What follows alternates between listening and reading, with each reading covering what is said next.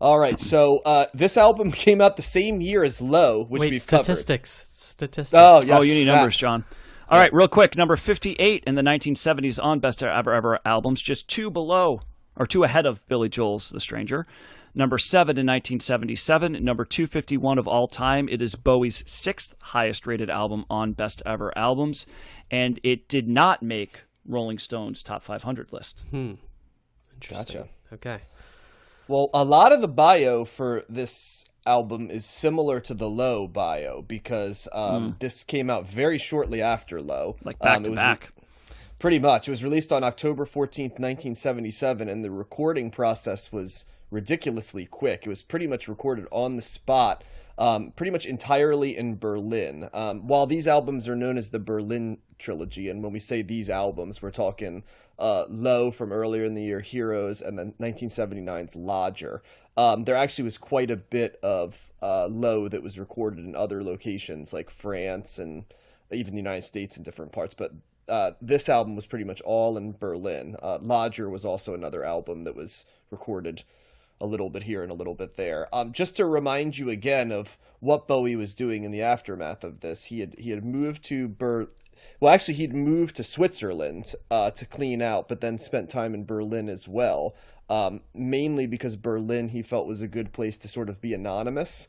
We talked a little bit about the unique element of Berlin, which is going to be a part of the landscape of this album as well. But the West German element of Berlin, and that you were right there and you could see the Soviet troops like outside the window of where they recorded this. So there was sort of that element of tension there. And then West Germany was Western, but it hadn't sort of moved into like, I guess what you would call modern Western at that point. Like the Germany of the 70s and, even the stuff that the krautrock is speaking to is a different Germany, I think, than like what 90s OOs and modern Germany is, right? Like European Union Germany, because of the split of the country.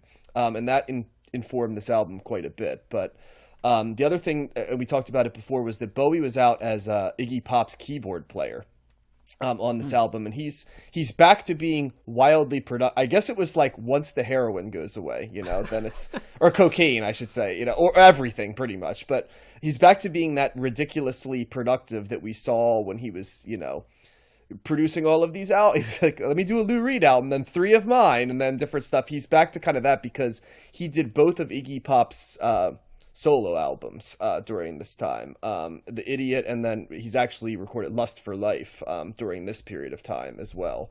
So he's got Low, Lust for Life, and then he's doing Heroes, this album. While Brian Eno was sort of around and an informal collaborator on Low, he was much more present on this album as a truly formal collaborator. Tony Visconti is also back, who was really more so the formal collaborator on Low. He's the producer here, and he's doing percussion on this album as well. Eno was particularly featured on one side of this album. I'll give you guys a guess as to which side Brian Eno was more featured on. Oh, would it be the second half? Take a guess. Yes, the second half of the album really was where Brian Eno shined. And you'll be happy to know that while not as in use as in Lodger, where they were used often, guess what was utilized for the first time with Eno and Bowie as a collaboration on this project? Oh, you have to know. The ARP Moog synthesizer? No.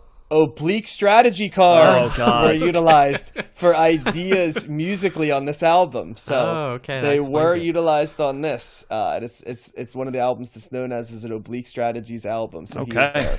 So this is the first Oblique Strategies album? No, there were others, like his own albums, right? Like gotcha. stuff, but and some of the other stuff he worked on. But this was the first Bowie album that had the Oblique Strategies, and apparently Lodger is even more influenced. Jeez, Oblique Strategies were used more for the musical ideas on this album, whereas on Lodger it was general creativity across the board. So this album was recorded solely in Berlin, as I mentioned earlier. It's in the Hansa Studio 2. This studio was a former convention hall converted into a recording studio that actually had been used by the Gestapo back in the day as a ballroom for Nazi events. So that's where it's being recorded.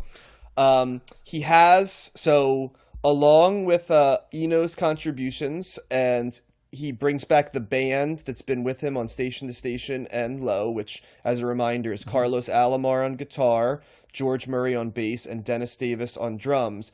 And he also has another person who very much is on the front of this album. I don't know if you were able to recognize the guitar tone on the beginning of the album, but that would be King Crimson guitarist Robert Fripp. Oh, damn. It's a whole interesting story how he was. He was not the first choice. They wanted some other people ahead of him, but then eventually Eno and Bowie decided that Fripp would be a good fit.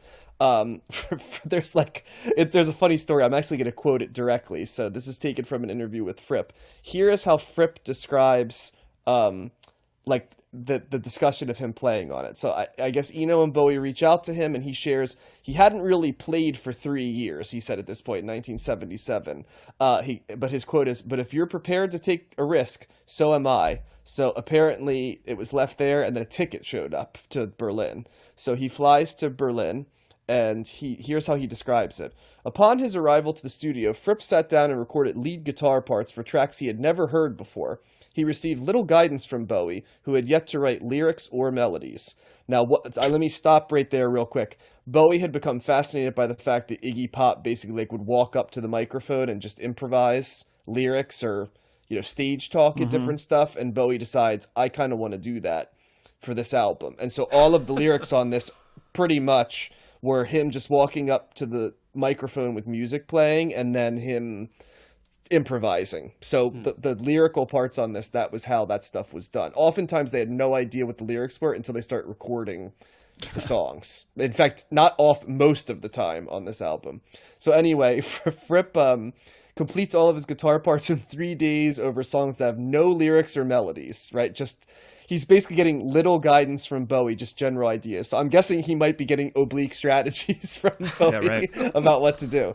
So anyway, Fripp's playing received significant praise from both Visconti and Eno, who produced it.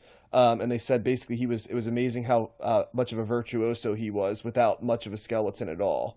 Do you want to know who the first choice was for Bowie as the guitarist on this album? Michael Rother. Do you remember that name? No. I do not know. He is of the German band Neu, which we've covered before. Yes. I think the story is funny. He was going to be there, but shortly before the sessions began, Bowie was contacted by an unknown, Rother was contacted by an unknown person and informed that Bowie had changed his mind, although later interviews with Bowie suggested otherwise. So that leads me to believe, did somebody randomly call him? It didn't seem like Robert Fripp was so enthusiastic to do this, that he would have, done the subterfuge, but who knows? Maybe. Well, if he wanted somebody from Kraftwerk, he would have had to make a phone call and just hope that somebody would answer it without the ring happening, right? Well, interestingly that you mentioned Kraftwerk, did you happen to catch a Kraftwerk nod in this album? Is it on V2 Schneider? You got it. You do remember one of Kraftwerk's members is Florian Schneider, correct? Yes. So that is a throwback to him. Originally, Bowie had talked about working with them, and Trans Europe Express had nods to Bowie in it, and then that was his nod to Schneider of Kraftwerk, excuse me. Freudian slip there. The mood during this album was described as influenced by the nature of Berlin as a city that leaned to both the West and in the immediate view of the East, which at that point meant Soviet. And then the mood was described as electric and collaborative. Bowie was apparently in a really good place for this album. One last thing that I thought was interesting was that there were so many ideas going around that Visconti actually kept a 2-track tape recorder going to catch all the ideas that were being recorded. He, during recording, fed drums through the Eventide H910 harmonizer, which is an instrument that was described as creating a distinctive high-tech sheen to the music. So the drummer, Davis, also played congas and timpani on this, and his work on this album is often praised, the percussion on this album.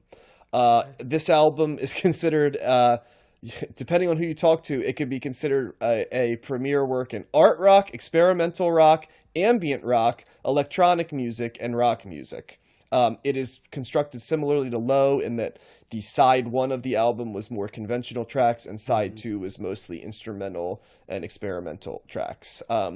It was highly successful, hitting number 3 on the UK charts and number 35 on the US charts, which may sound low for the US, but if you've noticed, his US work through the 70s was probably more critically well regarded than like big hit. Yeah.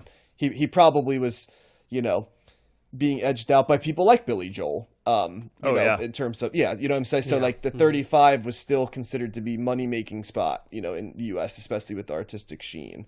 And then this led to the highly successful Isolar 2 World Tour in 1978, where Bowie performed songs from this album in Low for the first time and mixed in non-Ziggy Stardust greatest hits, so like the Plastic Soul type stuff and just different odds and ends, a lot of covers. And we'll leave there because we don't do Lodger, but we do Diamond Dogs, so I'll probably before no, not Diamond Dogs, or not Diamond Dogs, excuse me. Scary Monsters. Scary Monsters. Yes, we do Scary Monsters in 1980 when we get to the 80s. So I'll probably encapsulate both the Lodger and Scary Monsters period there. Okay. All right. I think Matt starts us off. Matt, what were your thoughts on this album? Yeah, man, this is Bowie's just. It's always interesting, and I did like this. It's very similar. It doesn't shock me that it lines up with the Berlin trilogy with Low. It's very similar kind of listening experience, particularly just the way that the sides are broken up. And right off the bat, like the Eno influence is certainly more prominent on the second side. But right off the bat with Beauty and the Beast, I mean, there's sounds that are going on there that sound like it came from one of those earlier Eno records, like whatever. I don't know what the sound is. I don't even. It's like wow. It's like this. It's got like there's a droning or something. There's a clear instrumentation there, a clear like synthesizer. Wow. Yeah, that's just like. And now that I'm more familiar with Brian Eno, thanks to the episodes that we did for him, like that sound is like that's an Eno sound. Like that's a distinctive sound, and that's in the first side of this record as well, and was prominent there with Beauty and the Beast. I did know Beauty and the Beast and Heroes prior to this listen because those were on the greatest singles record that I had. So, and I like both of those. And, I like the first side. I liked, it's certainly all that stuff, all those genres that you threw out there, John. You can certainly pinpoint all of them here. It's very interesting. It's upbeat. It's catchy. There is some danceable stuff in here. And this to me sounds like, and I don't really remember thinking this with the Low album, but this to me sounds very much more 80s than it does 70s. If you were to play this record for me and not tell me when it was recorded, to say, hey, this is Bowie, like when do you think this would have been? I would have said probably sometime in the 80s. It just doesn't. So it's got that forward looking sound to it that I'm not really detecting much 70s type sounding stuff here at all, and a lot of that's because of the electronics. There's certainly some Kraftwerk stuff in here. That's another album that sounded more 80s than 70s, and that's not surprised. I mean, these guys are forerunners and they're influencing people, and this is a large reason why the 80s sounded the way that they did. So I'm looking at the track listing here on Wikipedia, and it's interesting that Eno does have several writing credits, mostly on the second half of the record, but the first half, there's one song on the first side that he's credited to writing, and it's the one you would least think. He co-wrote Heroes, which to me seems out of place on this record. It's the most traditional straight ahead kind of rock / pop song. There's not really the experimentation, nearly to the degree. There's some a little bit in the background, but I think that's where the Eno influence comes in. Right, but it's minimal. I'm seeing way more Eno influence in the other songs on the first side than I am with Heroes. You have to remember, the first side, Eno is mostly playing the synthesizer. That's what his contribution is. So, like on Beauty and the Beast, he's the sounds that's right. Him playing the synth. But it would and make more sense to me if he was. It would make more sense if he was co-wrote one of those songs. The fact that he co-wrote the song that sounds least Eno-esque is just interesting to me. That's all.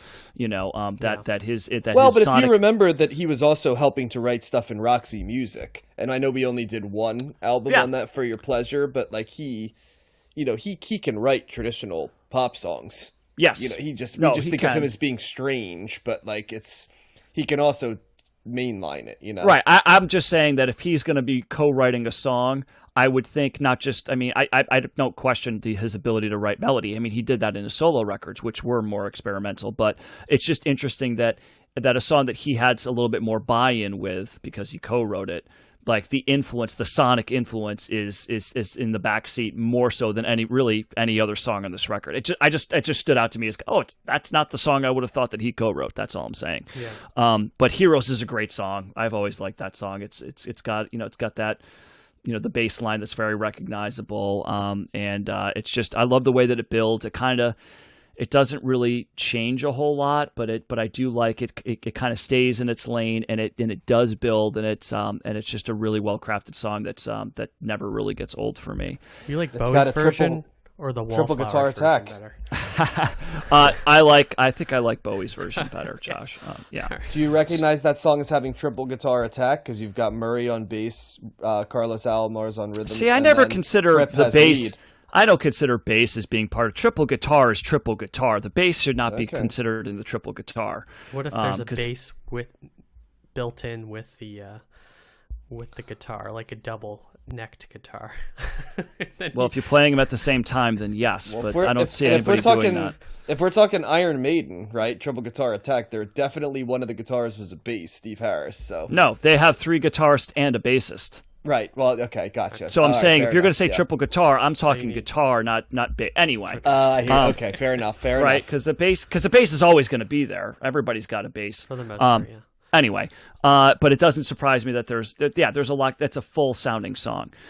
The second part of the album, the sonic, experimentation songs, I do like, particularly Moss Garden. I like that one's another one of those spa. That's actually more of a relaxing spa type song. It's got like that the Asian... was relaxing to you. That sounded like a creepy freaking forest. Yeah, Moss Garden. No, I kind of did find that relaxing in a weird way. Yeah, for sure. Yeah, weird. That little Chinese, whatever that instrument is, that Asian instrument, the kind of. Or maybe it's Japanese, but it's kind of got like whatever the string is. I'm not sure what it is, but it's some sort of Eastern. I imagine it's what sounding. It would feel like to be murdered in a spa, perhaps in the forest. Really? Spa. Moss Yes. Garden? No, I don't remember thinking I was going to get murdered. But I think my favorite song in the album might be the last one, "The Secret Life of Arabia." That's a great song. That's like, that sounded like a Blondie song. I was reminded of Blondie listening to that, and I really liked the bass. Just that bass line could have gone throughout the whole. They could have. It's like it's under 4 minutes. They probably could have added 3 or 4 minutes of just keeping on with that, and I would have liked it. So I do like this record. I still don't. Between this and Low, I think I probably like Low better. I think it had high points there. I think of these types of albums, I'm kind of lumping them a little bit together, but I think Station to Station is still standing out to me as being a little bit more of my probably my favorite of the post rock, like straight up rock Bowie that we've covered. So, but I've liked all of these. They're all real. Bowie's super interesting, and you're never bored listening to a Bowie record. It's always got something different going on. So thumbs up from me. So Matt, I think the instrument you're thinking of is known as the shamisen. It's a Japanese instrument. Shamisen, okay. Also known as the samisen. It's cool. Yeah, it's very distinct, Japanese sounding. So I don't know if this is the hot take, but this was kind of the first Bowie album in the string of ones that we've listened to that I wasn't that high on. I really didn't connect with it as much as Low or Station to Station. Maybe it was my expectations because, Bowie's kind of been on this string of really good albums, and I thought this would be another one. And I'm not too familiar with Heroes other than Heroes the song, so I can't say I have any recognition of listening to this album before. And I feel like it's just Low just does everything better in my mind. I think because it's structured the same way, it makes it an easy comparison for me. I think the songs on the front half are stronger on Low, and there's kind of more hit after hit. I think Heroes is the clear standout of the front half of the album. And then on the back half, I think this kind of sonic soundscape, krautrock inspired stuff on Low is stronger than this, and I had more of an impact and was more interesting to me than the stuff on this one. The back half on this definitely struck me as darker and kind of more menacing. I feel like there may be more synth on this on this back half than on Low. And also that song Blackout is which is, smack in the middle. And I don't know if it's part of the Eno, montage group of songs. I don't think it is, but it has like this schizophrenic feel to it to me that was very and there's like this high pitched droning or noise at the end, and that kind of like really turned me off, and I couldn't get into it. There is an actual story to that song. I don't know if you have any interest in hearing it quickly for context or not. Yeah, tell me. So I guess Bowie had a blackout in Berlin where he was rushed to the hospital. And the song is supposed to reflect the chaos of what he was feeling and sort of his sonic, it was a sonic exploration of that process. Gotcha. Yeah, and I guess he also compared it to, there was that, he literally described it as like sonic schizophrenia was how he said it was. And he, not only did he take it as like his own blackout on stage in Berlin, but he also said, in New York City, he'd read about the blackouts there in 1977, and he wanted to do real artsy stuff, right? But that was kind of the idea, yeah. Yeah, I think this album verges on kind of the aspects of krautrock that I don't like, and it kind of veers into the more like too experimental for me aspect if I had to summarize it overall. And then I think the songs on the front half just aren't as catchy or as interesting to me as they are on Low. That's my overall feel on the album. There's definitely aspects of it that I like, but and another curious thing, I don't know why he ended with Secret Life of Arabia. It seems like that should be on the front half. They didn't have a song like that at the end of Low. Maybe Bowie's overall just kind of experimenting, or maybe Eno's influences more on this album in a negative way to me. But I really didn't respond to this one as much. Gotcha. I always find this album really interesting. It's clearly a companion piece with Low, so it's very hard to separate them. I've kind of always described this as Bowie. Bowie always, for years, was always ahead of his time, right? And so this is, I think, Bowie looking at what the 80s was going to be. And as Matt mentioned, I don't know if this sounds like an 80s album, but this sounds like what the 80s is going to sound like. More so than what Low sounded like, which seemed to be more of a response to what was going on in the present at that time. Mm-hmm. All Bowie's albums are fascinating because you can recognize like something like Ziggy Stardust as a concept album, but to some degree all of Bowie's albums are a concept album with the personas, and that goes back to what we talked about in an earlier segment, that it's so impossible for me to non-contextualize Bowie, because you have to know what's going on in Bowie's life to understand the music he's making, I feel like. I mean, yes, could you listen to Heroes in isolation? But when you listen to this album, can you really place Heroes, on this album? Or, in contextualizing it, the themes of this album seem to very much be Bowie in Germany. I think it has a very industrial, sparse sound. That is clearly, you could tell, influenced by what we know of Berlin at that time, mixed with, him bringing Robert Fripp in and Eno to do the synth and stuff. He's got a lot of these influences that call back to prog-ish elements and ambient and experimental, and I think a lot of the reason he's doing that is because at the point you think about what Bowie in his life is doing. He's moved, he's a father now, he kicked pretty significant combination of drug abuse and mental health issues. He seems to be slightly more content but contemplative as well. He's definitely thinking about like religious and spiritual themes for sure. If what he's sort of freelancing lyrically goes down that path quite a bit. There's some songs we haven't touched on that I really like on this album. Joe the Lion is a really cool song. There's a lot of interesting synth lines in that. I love the sax throughout this album as well. Yeah. The musical choices, at times it's got sort of the sax and almost the plastic soul-y sound from station to station, and we didn't cover Young Americans, but a little bit of that sound as well with it. So he's kind of grab bagging from some of his more recent influences, but clearly also pointing to, all right, now I've got all these sounds, and on low I sort of appropriated them, and now I'm giving you a vision for how I think it's going to sound sonically in the future, which actually is kind of remarkably in line with what stuff is going to sound like in the future. If you know anything about like people like Gary Newman and stuff like that, I mean, that's where this is headed. Even like the Talking Heads, right? There's a lot of overlap with what the Talking Heads do. And, you know, Talking Heads 77 came out the same year this album did. And if you don't think they were listening to these Bowie albums, you know, before and even in contemporary form, you haven't listened to a lot of Talking Heads. So I like this one. Do I like it as much as Low? No, because Low is just such a interesting deviation from the rest of his catalog, and just somehow manages to be strange and artsy, but with an accessibility that's very hard to get. This album, I think, is pretty accessible too, but in a different way.